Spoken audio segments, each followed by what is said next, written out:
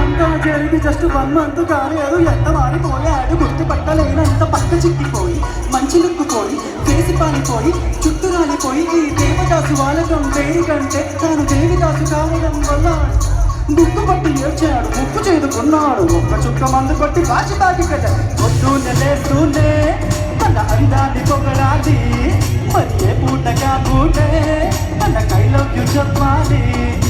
ఎంతోరినా తక్షణ తీర్చాలి రావరం, ప్రతి సామైందిరా కాపురం, వెళ్ళి క్షమించరాని నేరం.